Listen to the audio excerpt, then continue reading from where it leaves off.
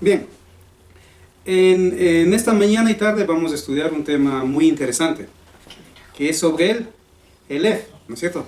Lev en hebreo, ¿qué significa? Corazón. O en griego es cardia, ¿sí? En latín es cor. De ahí viene la palabra en castellano corazón, de latín, cor. Ustedes saben que en Castilla, España, se hablaba el latín hace algunos siglos atrás. Y ahí comenzaron a cambiar un poco el idioma y nació el lenguaje de Castilla, ¿no? O el castellano, o como le conocemos hoy como el español. Entonces hoy vamos a estudiar sobre el corazón, pero hagámoslo al estilo bíblico, por decirlo así. Vamos a comenzar poniendo una base de un texto bíblico, y de ahí daremos algunos datos, algunos versículos del corazón, y de pronto se nos van a aclarar las ideas sobre este tema. Muy interesante, ¿no? Bien, vamos al libro de Jeremías, por favor. Jeremías es conocido como el profeta llorón, porque lloraba mucho, porque cada vez que el padre le mandaba a profetizar al rey, ¿qué sucedía? El rey, que hacía lo contrario a lo que Hashem le decía, o Dios le decía, le ponía al profeta en un túnel, lo ponía y lo ponía a sufrir días, ¿no? Entonces se le conoce como el profeta llorón. Jeremías 17, del 9 al 10, dice: el corazón es engañoso y perverso más que todas las cosas. Miren lo que dice. El corazón, el Lev, o el cardia, o el cor, es engañoso más que todas las cosas. ¿Quién puede decir que lo conoce? Lo conozco yo, el Señor, que escudriño la mente y pongo a prueba el corazón, que pago a cada quien según su conducta y según el resultado de sus obras. Qué interesante. Pues miren, aquí el Señor nos está dando una clave. En el corazón del hombre puede haber cosas buenas como cosas malas, ¿no? Pero para el Señor, en un equilibrio, dice que el corazón es engañoso y perverso más que todas las cosas. Entonces, poniendo un texto bíblico como base, como el que acabamos de leer... Dice, y es sumamente débil.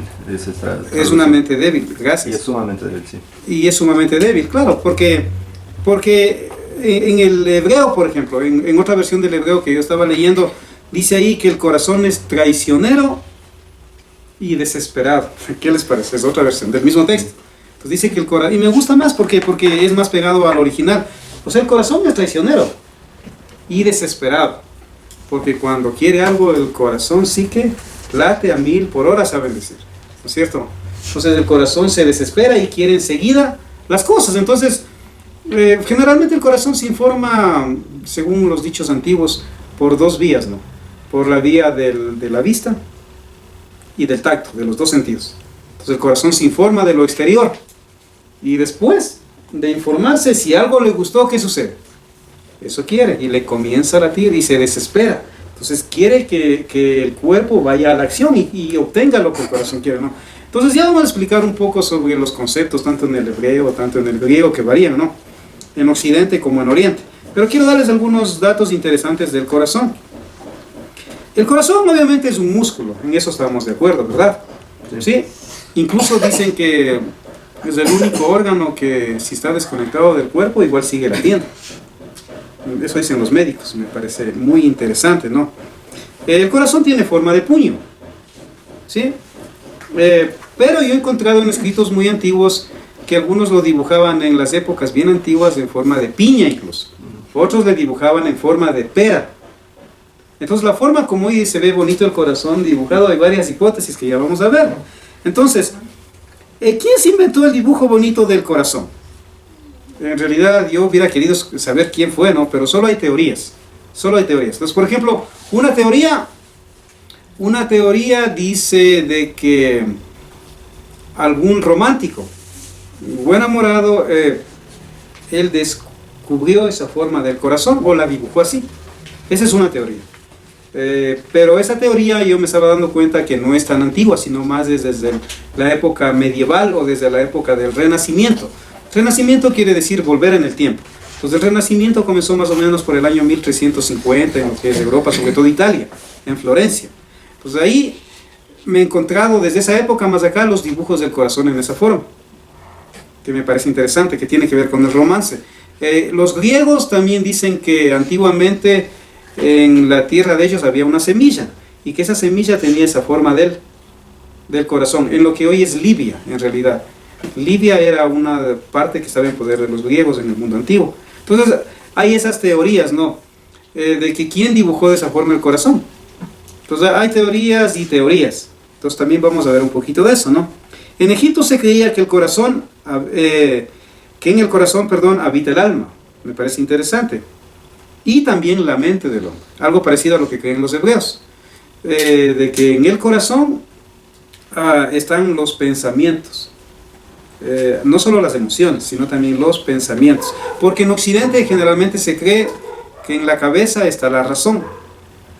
Y en el corazón está la emoción o el amor. Por eso es lo que hablábamos. De que, por ejemplo, cuando uno estudia mucho, ¿qué le duele, la cabeza o el corazón? La cabeza. A mí me ha pasado.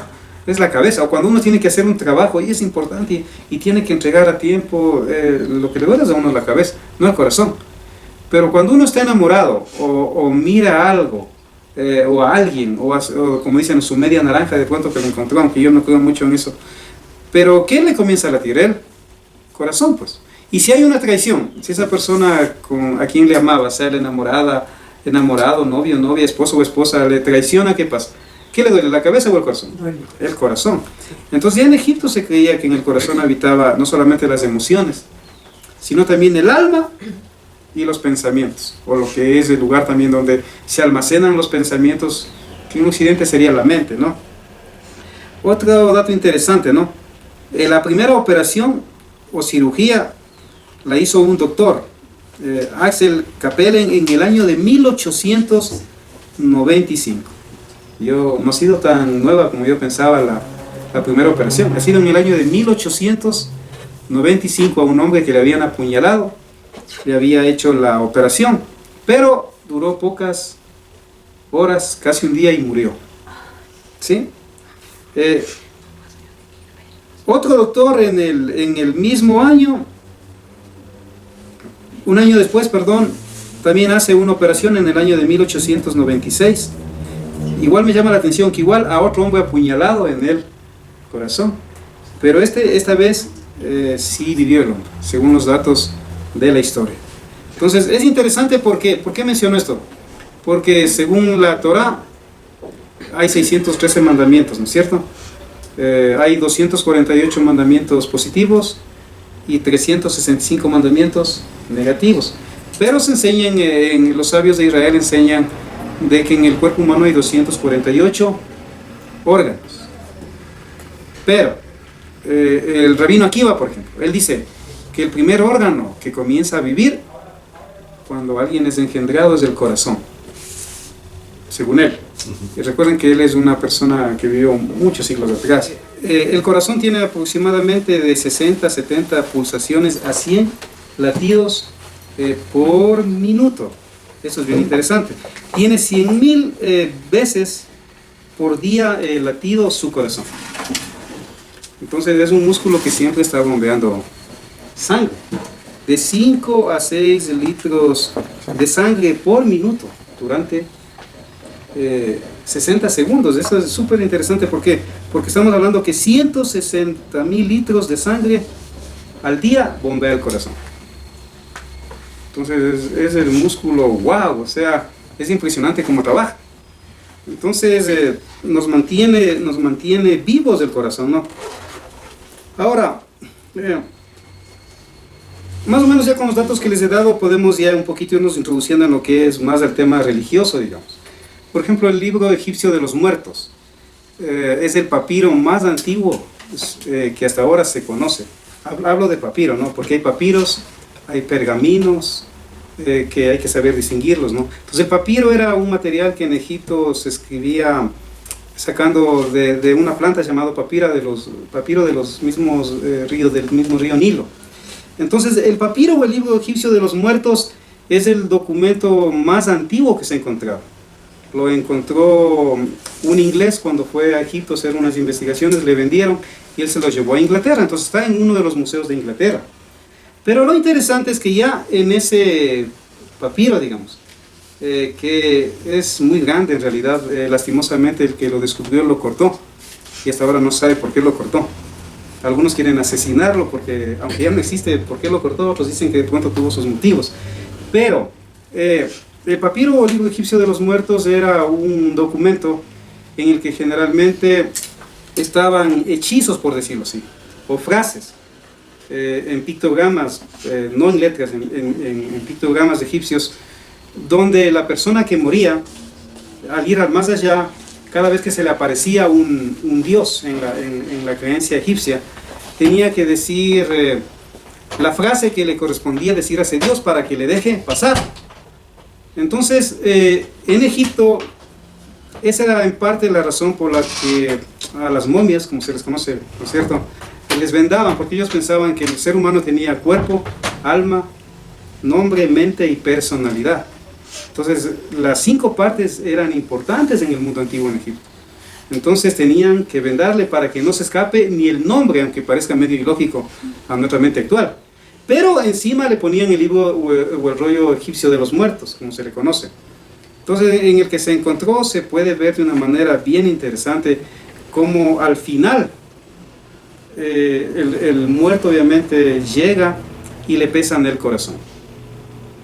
Entonces la diosa de la justicia con una pluma ponía el corazón en la balanza, y si el corazón del hombre pesaba más para el mal, que siempre ha sido el lado izquierdo visto más para el mal, le entregaban a un túnel donde había un animal y se lo comía. Pero si el corazón pesaba más, quería decir que había hecho más justicias en su vida y llegaba o pasaba al país de las cañas, lo que hoy dirían los evangélicos del cielo, o lo que dirían los griegos Eliseo. Los egipcios llamaban el país de las cañas. Entonces ahí en ese libro hay una frase bien interesante que dice, si te roban el corazón, dejas de existir. Y me gusta porque en gran parte es verdad. O sea, si te roban el corazón, dejas de existir. ¿Por qué? Porque incluso la misma palabra del Eterno en el libro de los Proverbios nos dice, sobre toda cosa guardada, guarda tu corazón, porque de él mana la vida. Entonces, si te roban el corazón, dejas de existir. Y eso se ve, pues, cuando una persona está afligida, está sufrida, o de pronto se enamoró de quien no debía y se fue, casi no vive. Un famoso artista se mató y se suicidó. ¿Por qué? Porque él en una de sus frases en sus redes sociales deja diciendo que no hay peor soledad como vivir solo estando acompañado, y se refería a su esposa, ¿no? Entonces, en verdad, cuando una persona se deja robar el corazón, deja de existir, desde esa perspectiva, porque es normal que todos suframos. En realidad el sufrimiento, en mi opinión, es algo importante. ¿Por qué? Porque cuando caminamos con el placer no se aprende casi nada. En cambio, uno camina poco con el dolor y aprende mucho. Entonces, caminamos con el placer, no aprendemos casi nada.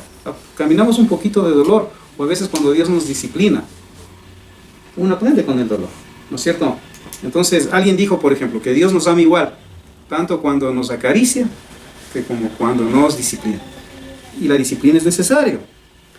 Entonces el corazón ya aparece en el libro egipcio de los muertos, y eso es muy interesante. Los incas, incluso en lo que es sobre todo el Perú, habían ritos donde ellos tenían y sacaban el corazón y se lo entregaban al dios Inti o al dios Sol. Igual en México, lo que hoy es actualmente México, Nicaragua, esos lugares, se sabe que también se sacaba el corazón de los grandes guerreros y se les ofrecía al sol. Entonces vamos viendo la conexión que el hombre, aunque no sabía leer, no sabía escribir, no había grupos religiosos, digamos, de Europa que habían llegado todavía a nuestras tierras, sin embargo ya había la creencia de que en el corazón hay algo bueno y hay algo malo, y que es lo mejor como para entregarlo a su Dios, en este caso a los incas, ¿no es cierto? Ahora, me encontré con un dato interesante, que algunos católicos dicen que la forma del corazón, como tiene esa forma que es bonita, dice que en realidad nació en la época medieval en una visión que tuvo una monja que se llamaba Margarita María. Dice que ella tuvo una visión donde supuestamente Jesús o Yeshua, nosotros decimos Yeshua, pero ellos dicen Jesús, le mostró su corazón. Y según este dato católico, ahí en esa visión ella vio la forma del corazón. Y ahora usted puede encontrar ese tipo de cuadros, se llama el corazón de Jesús, en todo lado. ¿Dónde partió? Es ahí, ¿no es cierto? Entonces hay muchas personas que dicen que el corazón tiene su forma en base a esa visión, pero en realidad no es así, aunque suena interesante de pronto para ellos, pero no es así, porque en una pintura en el siglo XIII, unos 2 siglos antes de que viva esta monja, aparece por primera vez un corazón en una pintura, y es la primera vez que se aplica al romance. Y también me gusta mucho ese dato, porque en esa pintura se ve a un hombre arrodillado, declarándole su amor a una mujer y ofreciéndole su corazón. Hay una canción de Rabito, ¿no?, que ahora es cristiano, ¿no es cierto? Pero él antes de ser cristiano canta: mi corazón ya sabe que salgo contigo. ¿Se han escuchado? Por Dios te pido, niña, que le des cariño, dice la canción, ¿no es cierto? Entonces él le entrega el corazón. Entonces en el romance comienza a aplicarse, según los datos históricos, el corazón desde la época de esta pintura francesa que apareció. ¿Siglo XII dijo, no? Sí, perdón. ¿Siglo XII dijo? El siglo XIII. El siglo XIII. Hablamos por el año 1200 a 1300, porque siempre los siglos se cuenta uno menos, ¿no? Entonces, en este símbolo romántico, en una novela de Francesca, ahí se ve al hombre declarándole su amor. Entonces, desde ahí viene esa idea que donde uno ve un corazón, ¿qué se imagina? Amor. O de pronto la flecha de Cupido y todo eso. Recién viene desde esa época. Pero antes de eso, aparecían los corazones en formas de piña o en forma de pera. Y nunca aplicado al romance. Recién acá comienza el romance. Es como, por ejemplo, en Nueva York, me parece que por el año de 1977 aparece ese famoso me gusta, aunque no había el Facebook, pero aparece ese famoso me gusta, I love en Nueva York, yo amo Nueva York, me gusta, y aparece la forma del corazón. Entonces históricamente ese tipo de corazón que usted ve en las redes sociales hoy, nace ahí en Nueva York, en un logo del año 1977. Yo amo Nueva York. Entonces, I love se dice, ¿no? En otros datos interesantes, ¿no? Sobre el corazón, por ejemplo, se lo menciona en diferentes idiomas de diferente manera. ¿Cómo es en hebreo? Lev, muy bien. En latín, cor. En latín es cor. Usted va a encontrar en muchos escritos de San Agustín, por ejemplo, de Hipona, muchos estudios sobre el corazón. De hecho, a este santo en la Iglesia Católica se le representa sosteniendo un corazón, aunque él en realidad no fue católico, él fue un cristiano, digamos, porque la Iglesia Católica tomó forma después, pero más lo ha absorbido la Iglesia Católica y los protestantes. Entonces el símbolo de él es el corazón. Entonces él habla mucho sobre el cor, el corazón. En griego es cardia. De ahí viene la palabra cardíaco, ¿sí? Cardiología. En realidad la mayoría de los términos que se manejan, incluso en medicina, son griegos. Oftalmología, psicología, estudio de la mente, cardiología, estudio del corazón, aún en teología, ciencia de Dios, bibliología, estudio de la Biblia, yo qué sé. En griego y el latín, ¿no? Sí, en el griego y el latín, pero más el griego. Incluso cuando se descubre algo que es bien importante a nivel mundial, se le pone un nombre griego, no sé por qué, pero es así hasta el día de hoy. En el área legal es lo que más se usa lo latín. Exacto, en el área legal. En la medicina tal vez sea lo griego. Yo soy abogado, por eso le digo. Sí, gracias. Lo que pasa es que las leyes que nosotros tenemos, como usted dice, vienen de Roma, usted sabe. Vienen de Roma, incluso, por ejemplo, la Carta de los Romanos, que es conocido como la Constitución del Cristianismo, está escrito en un griego que se llama griego tolomaico, que justamente era el griego que usaban en las cortes jurídicas. En Roma de la época, hablo del apóstol Pablo, del siglo I. Ahora, en quichua, ¿cómo se dice corazón? Yuca shunguito late for you. Shunguito ya es como más con cariño. Yuca shunguito late for you. Es un piropo en 3 idiomas. Mi corazón late por ti, quiere decir. Aprenda el que es soltero, esta frase le va a ayudar. Entonces, shungo es en nuestro idioma corazón. O shunguito, corazoncito, ¿no? Entonces el corazón es pronunciado de varias formas, a través de los siglos, en los idiomas, todo eso.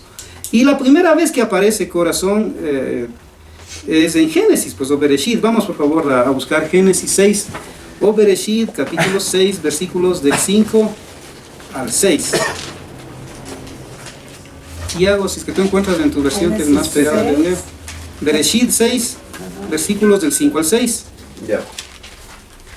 Y vio el Eterno que era grande la maldad del hombre en la tierra, y que todo pensamiento de su corazón constantemente alentaba designios malignos. 5 al 6, ¿no? Sí. Y se arrepintió el Eterno de haber hecho al hombre en la tierra, lamentándose en su corazón. Muy bien. Aquí ¿qué notamos? Que hay, por decirlo así, Dios no es persona, ¿no? Aunque en la teología griega se le dice que es una persona. Pero en realidad aquí vemos que el ser humano tiene corazón.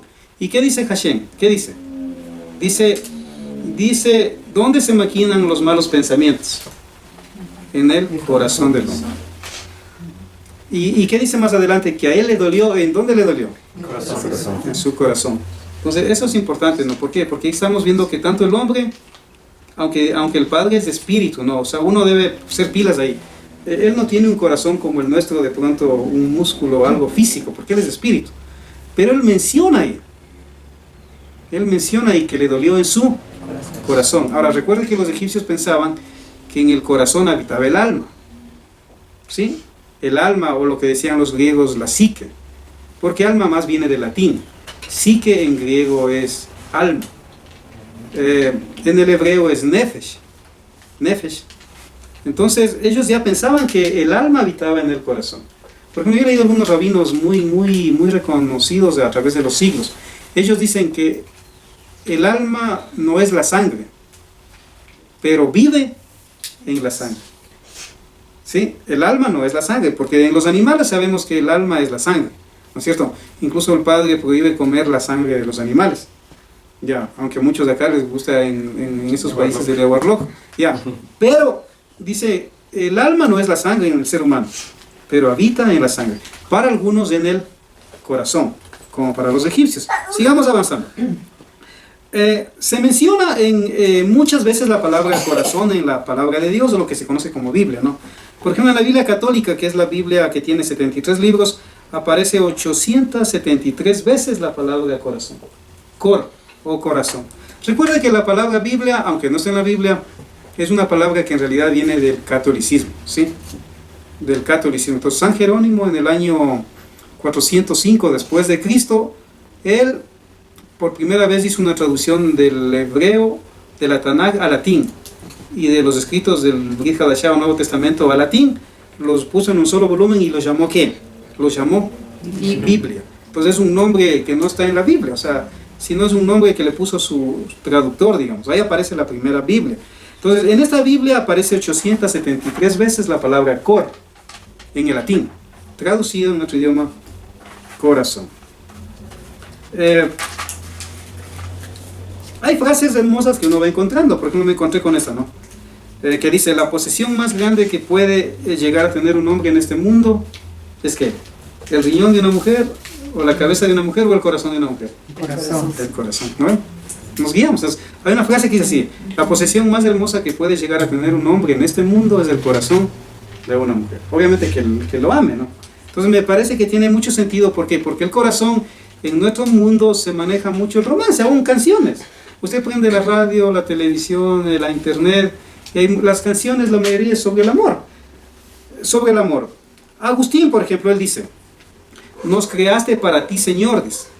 Él le da ya otro sentido al corazón. Y dice, y nuestro corazón estará inquieto hasta que descanse en ti. Nos creaste para ti y nuestro corazón estará inquieto hasta que descanse en ti. En otras palabras, él está diciendo que el corazón del hombre, aunque puede buscar muchas cosas, pero siempre va a sentir ese vacío de tener a Dios. Pues cuando el hombre llegue a Dios, ahí recién el corazón va a descansar. Esas son palabras de Agustín.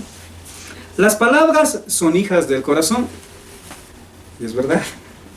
Las palabras son hijas del corazón. Recuerden que Yeshua dijo de la abundancia del corazón. Escribe el Facebook, también es verdad. De la abundancia del corazón habla la boca. Entonces, las palabras son hijas del corazón. Lo interesante es que corre en el latín quiere decir dentro y es la raíz del hombre. Porque de ahí proviene nuestra palabra que nosotros manejamos, corazón. Entonces, es la raíz del hombre. Miren, qué interesante. Es decir que donde se nutre, ¿no? Y sale para todo, está en el corazón. El corazón es el primer órgano en tener vida y el último en morir. Aún puede latir fuera del cuerpo, ¿sí? Por eso es que algunos dicen, algunos sabios dicen que sí es posible que ahí habite el alma, según ellos. Porque aunque usted lo saque, y yo estaba viendo en la internet que es verdad, porque siempre es bueno ir a la evidencia, ¿no? Entonces que el corazón le pueden sacar del cuerpo y sigue latiendo. Exacto, por eso es que incluso el corazón no solamente es fuente de emociones, también asuntos espirituales y aún temas físicos. Por ejemplo, nosotros sabemos que la mayoría de las personas en la actualidad, según los datos, mueren de ataques al corazón, en la mayoría de los casos por la comida, porque no cuidan su salud, porque se bloquean las arterias, todo eso. Pero también hay gente que muere por las emociones, porque de pronto recibió una emoción. Miren, solamente en el último temblor que hubo, o el penúltimo temblor que hubo fuerte aquí en la costa, yo me informé de que había un hombre que murió del susto, le dio ataque al corazón. Una mujer también. Una mujer también. No, es como murió la actriz Debbie Reynolds, mamá de la princesa Leia, el siguiente día que murió la hija. También. Entonces el corazón sí tiene mucho que ver, ¿no? Justamente con esto de que es la raíz del ser humano. Ahora, para los romanos, en la época de Yeshua, recuerden que la república o la cosa pública, que quiere decir república en el idioma latín. Entonces, en la República de Roma, para ellos el corazón era el centro de la inteligencia. El corazón era el centro de la... ¿Sí ven cómo va variando? Para los egipcios ahí habitaba el alma. Para los romanos, en cambio, ahí estaba la inteligencia. La inteligencia. Ahora recuerde que no es lo mismo inteligencia a prudencia y a sabiduría, porque a veces se confunden estos temas, o esos términos, ¿no? Entonces, sabio es alguien diferente, aunque lo ideal fuera que alguien sea sabio, prudente e inteligente. En un estudio veíamos que cuando Moisés o Moshe estaba cargado de tanta situación con el pueblo de Israel, su suegro Jetro le aconseja, ¿no? Le dice en la Torah: búscate 70 hombres que sean sabios, prudentes e inteligentes. Y ahí dice el texto que encontraron 70 hombres sabios y prudentes, pero ni uno inteligente. Así dice. ¿Dónde está eso? En la Torah. No recuerdo el versículo, pero ahí está. Pero me gusta, ¿por qué? Porque ahí se nota que dice los requisitos para ser de los 70 que iban a ayudar a gobernar a Moshe e Israel. En el desierto dice: sabios, prudentes e inteligentes. Salomón, por ejemplo, dice: es de sabios hablar poco. Usted cuando vea que alguien hable poco, puede ser sabio. Aunque también la Biblia que aún dice que el necio pasa por sabio cuando calla. Entonces es de sabios hablar poco. Y añade: y de inteligentes, ¿qué? Mantenerla calma. Por eso, por ejemplo, cuando el corazón está, pero con las pasiones que fluyen, aún un celoso puede matar, si no se domina. En cambio, usted ve que el inteligente, según la Biblia, domina su corazón. Porque es de sabios hablar poco, pero de inteligentes mantener la calma. Pues un inteligente puede estar en una situación bien difícil, pero si tiene sangre fría, como saben decir, puede salir. Pero un pasional no, ese puede hasta matar, puede destruir, puede arruinar muchas vidas, ¿no? Pues para los romanos la inteligencia estaba en el corazón. Pero de pronto, para los griegos no era así, pues. Para los griegos, con sus famosas filosofías, sobre todo el discípulo de Platón, ¿cuál fue? ¿Se acuerdan? Aristóteles. Ya, Sócrates, de ahí viene Platón, de ahí Aristóteles, ¿no? La famosa filosofía clásica. Pues para Aristóteles, en cambio, no, la inteligencia estaba en la razón, lo griego. Para los romanos estaba en el corazón. Entonces ahí podemos ver que con estos conceptos así un poco sencillos, pero que son válidos, nos podemos ir entrando y teniendo algo de luz para irnos metiendo en los textos bíblicos, ¿no? Entonces, con las palabras de Yeshua que dice: de la abundancia del corazón, Habla la boca. Habla la boca. Me gusta mucho, ¿por qué? Porque el corazón habla. ¿Cuál es la puerta? En el hebreo se estudia que la letra Dalet, en el cuerpo es la boca. ¿Sí? Y esa es la puerta.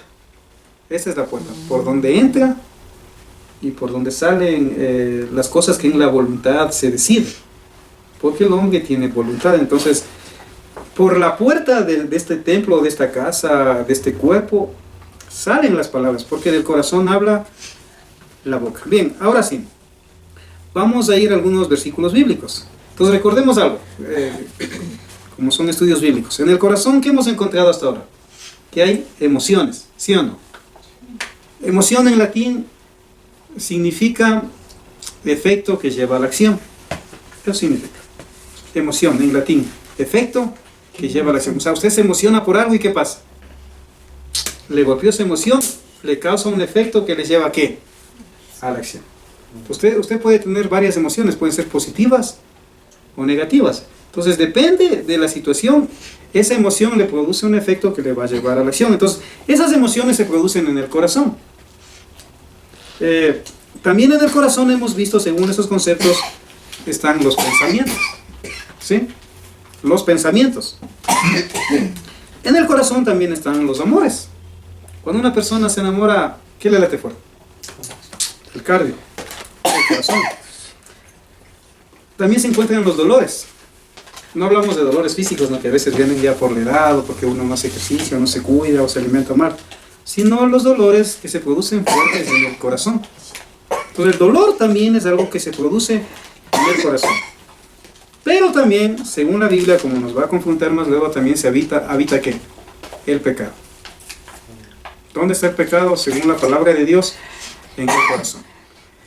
Pero aquí hay que aclarar algo, porque el pecado en el medio occidental teológico es diferente a lo que es el pecado en el medio hebreo, digamos, o de las escrituras.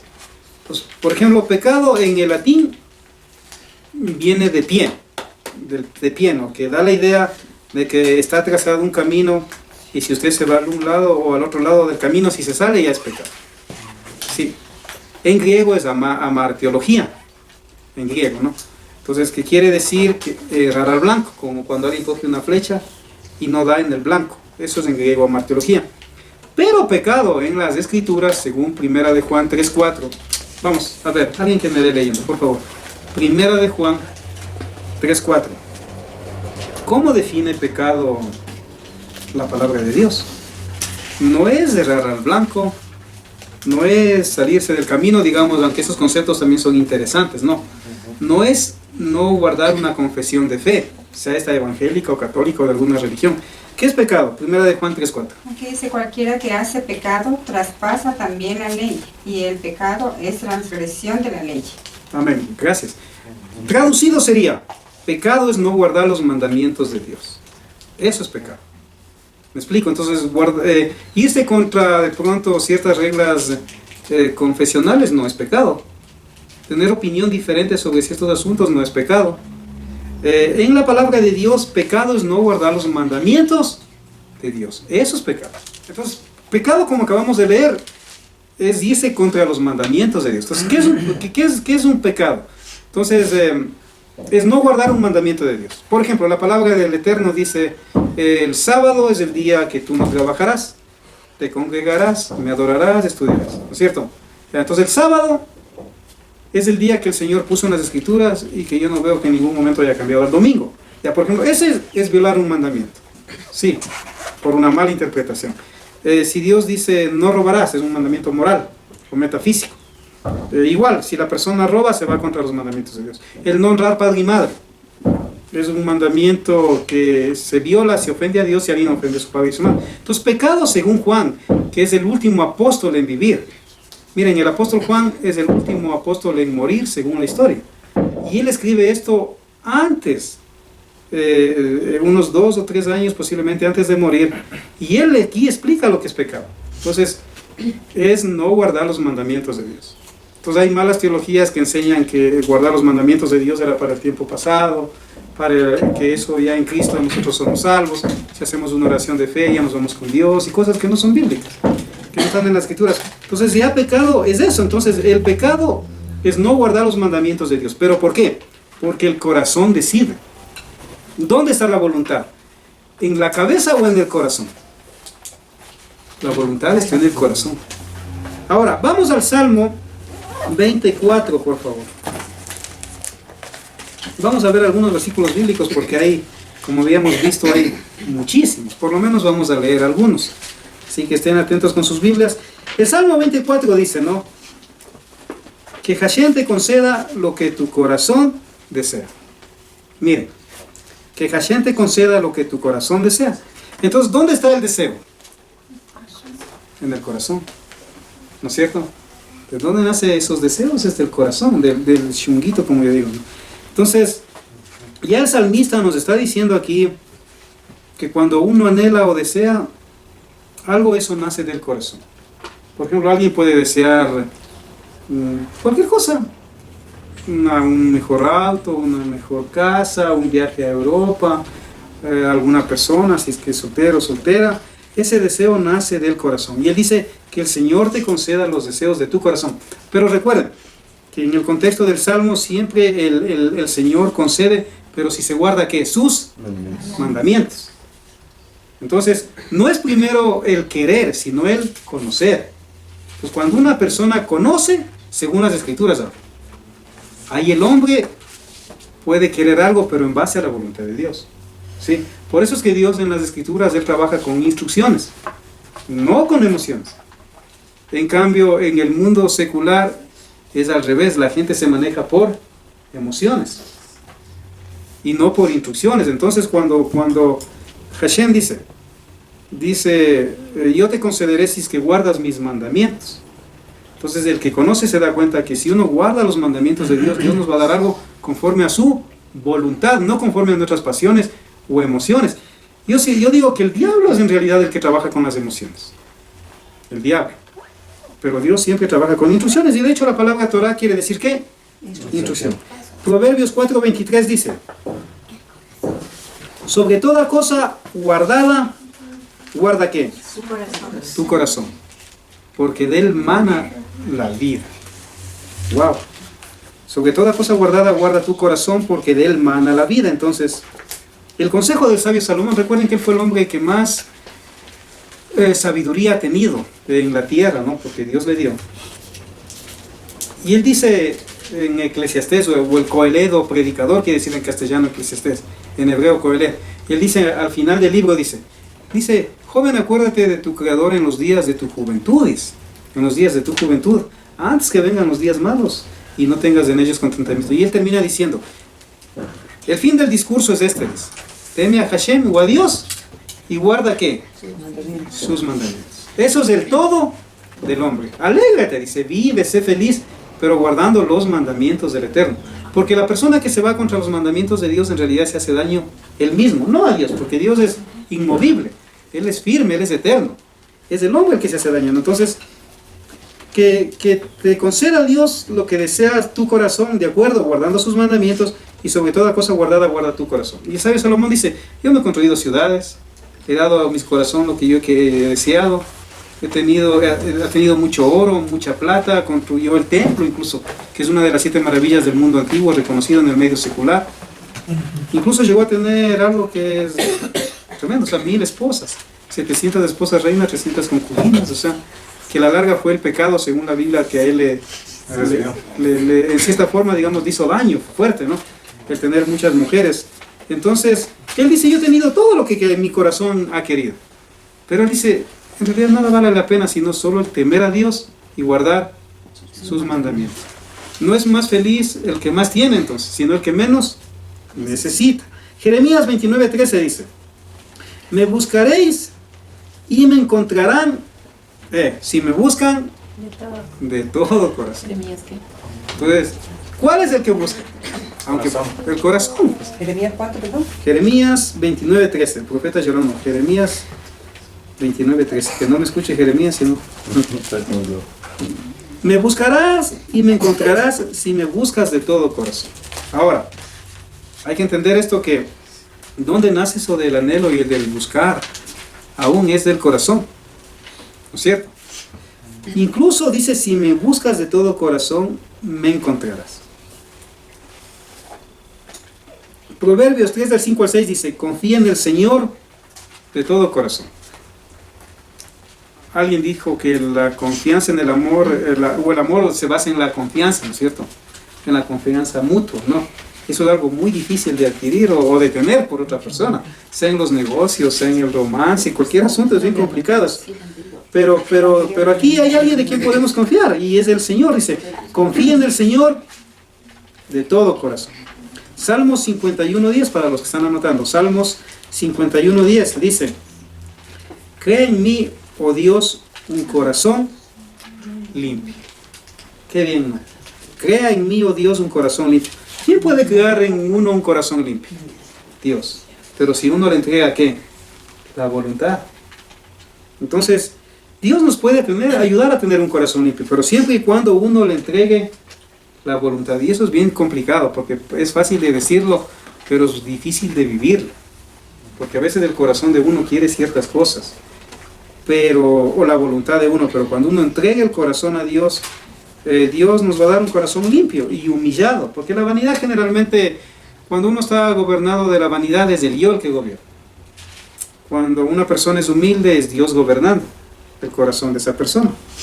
Deleítate en el Señor, dice el Salmos 37:4. Deleítate en el Señor y Él te concederá las peticiones de tu corazón.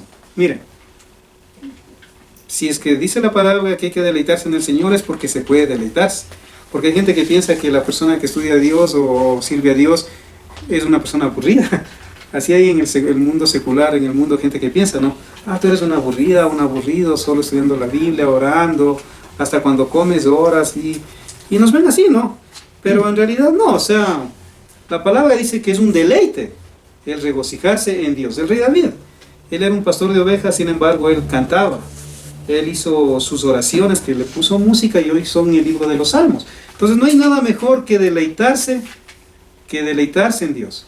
Ahí uno llega a lo que dice Agustín. Dice, nos hiciste para ti, Señor, y nuestro corazón estará inquieto hasta que descanse en ti. El rey David también fue el que estuvo de acuerdo al corazón de Dios. Muy bien, gracias, ese es un buen dato. Claro, las escrituras dicen que el único mencionado en las escrituras que fue un hombre conforme al corazón de Dios fue el rey David, a pesar de que tuvo sus errores, y errores graves, ¿no? Como cualquiera de nosotros los puede tener. Sin embargo, en lo moral, en ese lado donde él falló, Dios lo juzgó y sufrió mucho. Perdió a sus hijos. Por ahí vemos que Absalón, que era su hijo amado, incluso quiso matarlo a él. Murió ahí enredado en un árbol. Él mató a su hermano, porque su hermano, que era hijo del rey David, también violó a su hermana, que era su hermana. Las consecuencias del pecado del rey David él las pagó, pero con creces. Sin embargo, él se arrepintió, y la Biblia dice que él es un hombre conforme al corazón de Dios. Por eso es que no hay cuando uno falla algún mandamiento de Dios, la consecuencia viene porque viene. Si uno cumple los mandamientos de Dios, las consecuencias son buenas.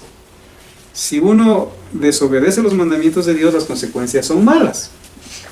O sea, nadie se libra, es una ley universal. Si uno siembra papas, cosecha papas, no piñas, ¿no es cierto? O sea, lo que uno sembrare, dice la palabra del Eterno, eso también segará. Es una ley universal. Entonces, cuando usted cosecha o hace cosas correctas, o los mandamientos de Dios, mejor dicho, los obedece y los pone en práctica, va a haber bendición. Cuando no hace eso, va a haber maldición, y eso es una realidad. O lo que dirían muchos amigos evangélicos, no, todo pecado trae su consecuencia.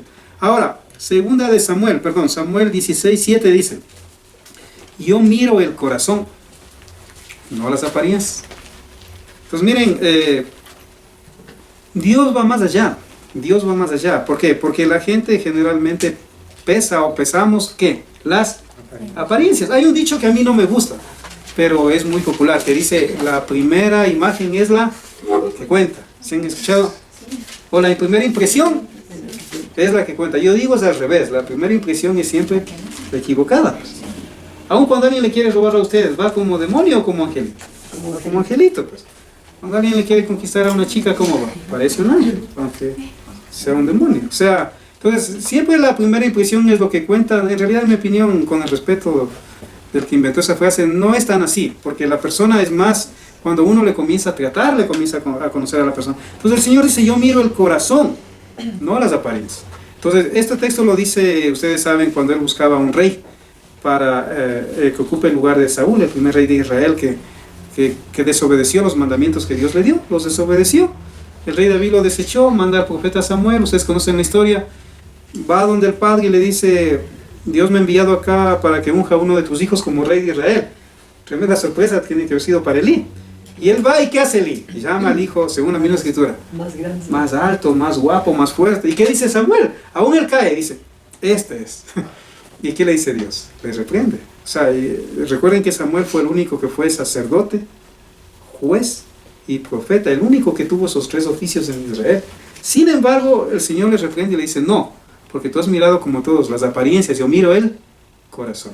Y así van desfilando los hijos de Elí, hasta que dicen, no, ninguno de ellos es. ¿Tienes otro? Él dice, no, tengo uno, pero le menosprecia. Está por ahí pastoreando, dice. Y era David. Mándale a traer, dice, y era David, pues, el dulce cantor de Israel. Y cuando él viene, ¿qué le dice Dios? Ese es. ¿Por qué? Porque Dios mira el corazón. Por eso usted va a ver en la Biblia que hay mandamientos o pecados que algunos hombres cometieron y murieron inmediatamente. Por ejemplo, cuando Dios dice, no tocará nadie el arca del pacto, solo los levitas. Dice que un levita tropezó y el soldado, por bien hacer, que no era levita, tocó el arca. Ese rato murió. Dios le quitó la vida por la desobediencia. Entonces uno dirá, pero ¿qué de malo tiene si el pobre solo quiso hacer un bien? Pero en su vida Dios conocía que es su corazón. Va el rey David, que tampoco era levita, era de la tribu de Judá, huyendo con sus soldados de Saúl, que le buscaba para matarle. Como tenían tanta hambre, una leona tremenda, como se dice. ¿Y qué pasa? Dice que se comieron los panes de la mesa de la proposición, que eran panes bien grandes, y no mueren. Entonces uno puede juzgar a Dios. No se puede. ¿Por qué? Porque hay textos donde la misericordia vence sobre el juicio o la justicia. Pero yo digo ahí Dios pesa el corazón.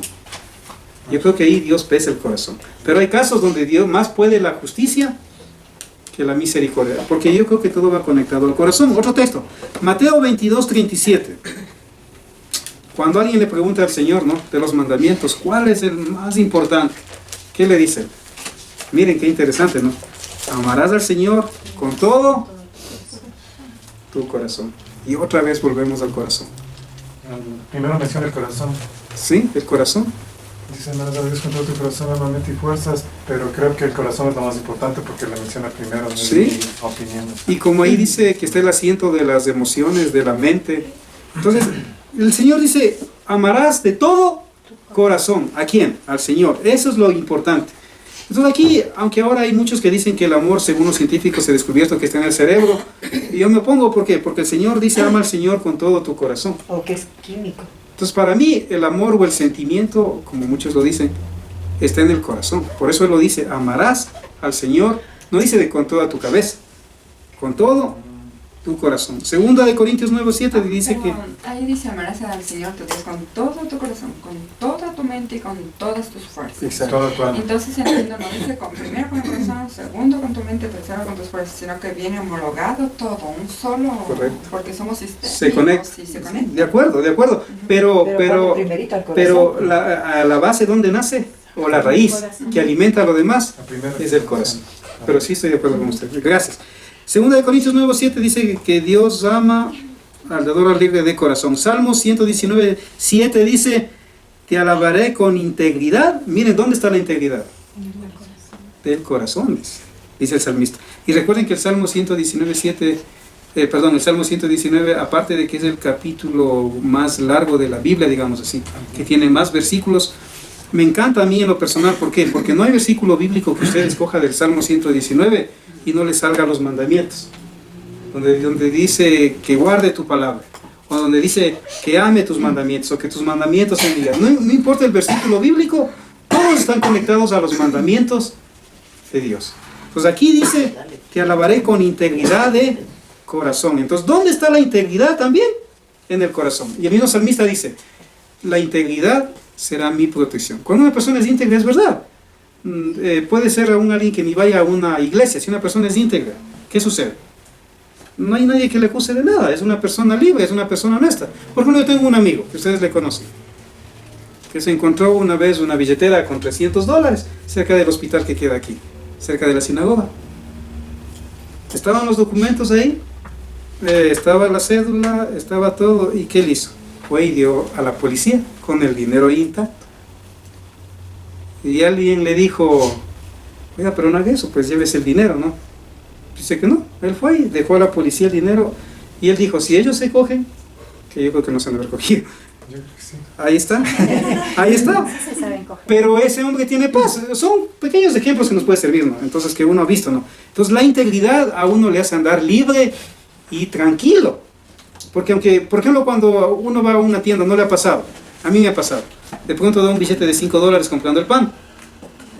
Y de pronto le da vuelto de 10 o de 20 y usted dice, wow, bendición. No es así, pues. O sea, la integridad, pues. Entonces uno, ¿qué hace? Va y devuelve la conciencia. Pero hay gente que diría, esto es bendición de Dios. Ahora, otros textos, rápido, porque quiero explicar algo también del hebreo. Entonces, en Ezequiel 36:26, dice que Hashem cambia el corazón. ¿Sí? En Ezequiel 36:26, dice que Hashem cambia el corazón. ¿Sí? Entonces aquí vemos que aún el Padre Eterno, si una persona se dispone, le entregamos nuestra voluntad, como hablábamos rato, Él puede cambiar nuestro corazón. Entonces, podemos ver a través de estos textos que hemos escogido, ¿no? Porque hay muchísimos más, que en realidad en el corazón igual está el amor, como veíamos rato, las emociones, los deseos, que un hombre puede llegar a tener un corazón conforme al corazón de Dios, pero si le entrega la voluntad. Ahora, un poquito para estudiar sobre lo que tiene que ver el corazón en el hebreo. Es muy interesante, ¿no? Porque para el hebreo, el corazón es el centro de las emociones, ¿sí? Ahí todo sucede. También es donde se asientan sus pensamientos y la mente. Qué interesante. En el hebreo, en el corazón está la emoción, pero también están los pensamientos y la mente. Recuerda que la mente es como esta especie de biblioteca donde cuando usted quiere sacar algún archivo va y lo busca. Sí, va y lo busca. Por eso es que de pronto se va por algún lugar y pasó algo bonito por ahí y usted va a su mente y saca ese archivo. O a veces no encuentra ese archivo, no le ha pasado. Que lo busque y trata de acordarse hasta que por ahí lo encuentre. O a veces salen otros archivos y no el que usted quiere. Pero en el corazón, ahí está la mente.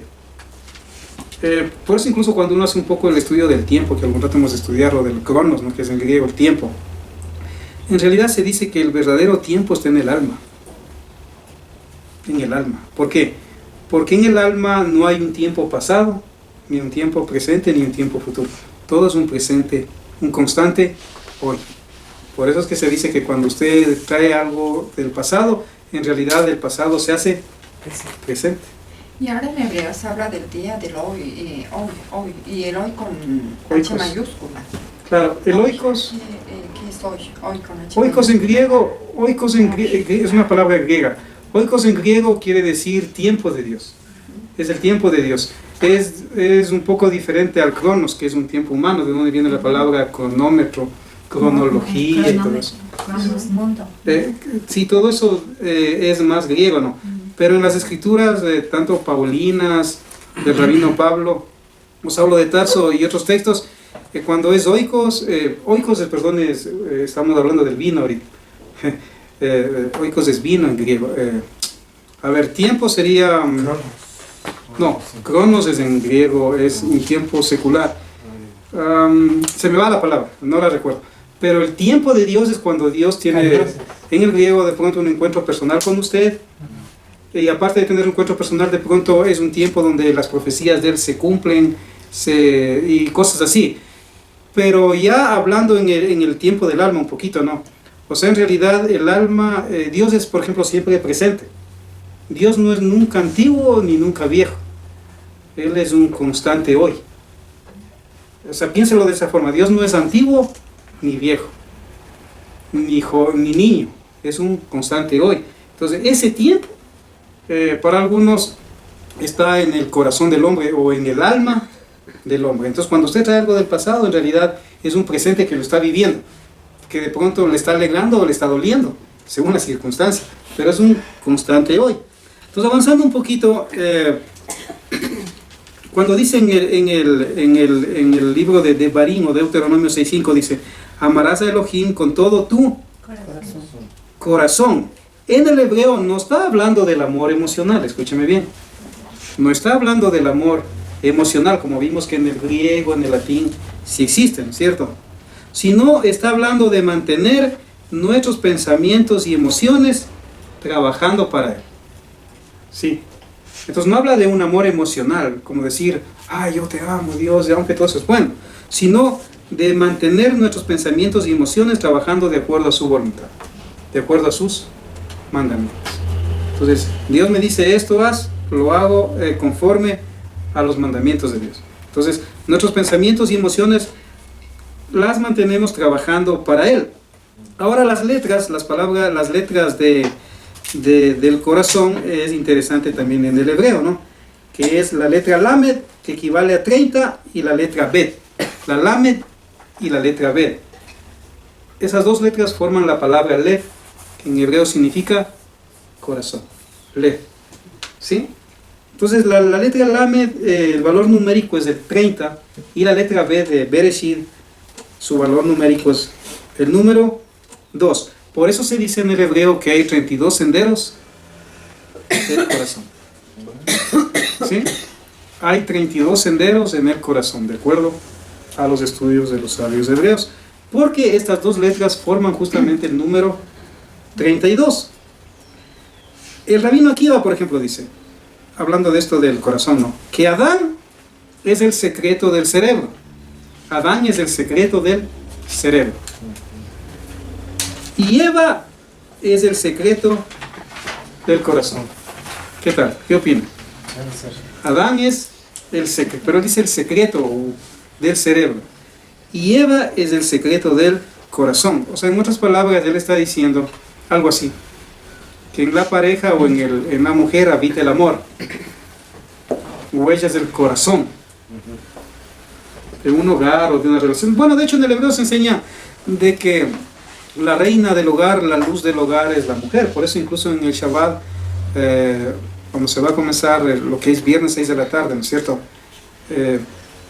Ya Shabbat, de acuerdo a la palabra de Dios, ¿cuál es la que enciende las velas en el hogar? La mujer. La mujer, porque ella es la luz. Prende las velas, de ahí después de unos segunditos se tapa la vista, dice las oraciones, ¿no es cierto? Porque ella es la luz del hogar en el hebreo. Entonces, la mujer es el corazón. Incluso hay el árbol sefirótico, no sé cuántos han escuchado acá del árbol sefirótico que se estudia en el hebreo. Desde los mismos tiempos antes de Yeshua se estudiaba.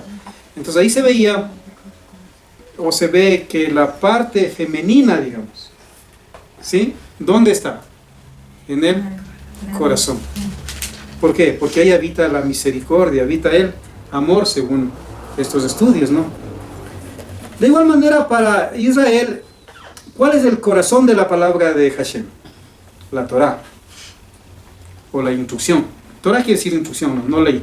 En griegos, ley está traducida como nomos, en griego, pero no es lo mismo a instrucción, que es muy diferente, donde Torah significa que instrucción. Pentateuco, para los que no lo saben, es un término que se utilizó en la versión de la Septuaginta, unos 250 años, 180 años antes de Cristo. Ahí se pone, en la traducción al griego de la Biblia hebrea, se le pone Pentateuco, que quiere decir Penta 5 y Euco estuches, porque en 5 estuches se ponían los 5 primeros libros de la Biblia. Pero en el hebreo es Torah, que quiere decir instrucción. Entonces en Israel, el corazón de toda la palabra de Dios, aunque todo es palabra de Dios, ¿cuál es?